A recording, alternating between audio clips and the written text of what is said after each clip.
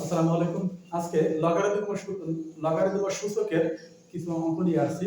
অঙ্কগুলো সাধারণত এমসিকিউতে আসে। বিভিন্ন বোর্ড পরীক্ষা এমসিকিউতে আসে। কিভাবে আমরা এই এমসিকিউতে আসলে প্রতিটা প্রশ্নের জন্য আমরা 1 মিনিট বরাদ্দ পাবো।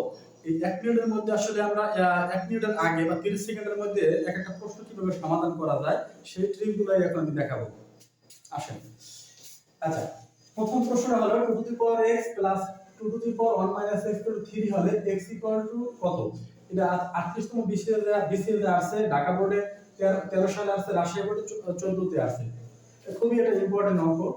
এখন এই অঙ্কটা যদি আমরা স্বাভাবিকভাবে করতে চাই তাহলে মিনিমাম 2 থেকে 3 মিনিট সময় লাগবে। যদি আমি অ্যাজ ইউজুয়ালি ভাঙিয়ে ভাঙিয়ে করতে চাই, কিন্তু আমার বরাদ্দ আছে মাত্র 1 মিনিট। তো 1 মিনিটের ভিতরে আমি কিভাবে এটা সলভ করব সেই জিনিসটা একটু দেখাই।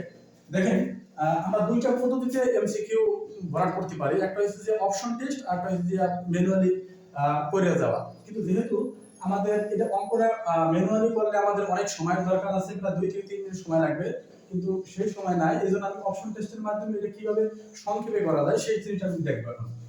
এখন আমি ক নম্বর যদি x এর মান ক নম্বরটাই আমি যদি ধরি মনে মনে, তাহলে কি হইবে আমার এখানে যদি আমি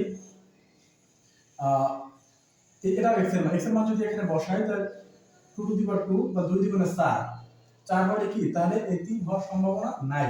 অতএব এটা ক্লোজ।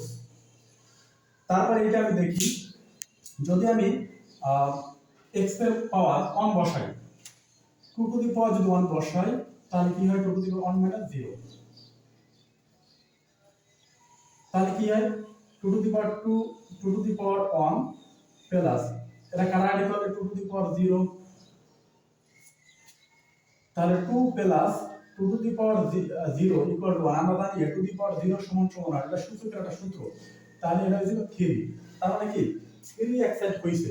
এখন আমি দেখব 0 দিয়ে আসলে 3 হয় কিনা। তাহলে আমাদের এই ঘনকের result 2 to the power 0 plus 2 to the power 1 minus 0, তাহলে 2 টু দি পাওয়ার 0 সমান সমান 1, 2 টু দি পাওয়ার 1, 0 তে করে অনেক করে 0 তাহলে অনেক থাকে, তাহলে 3।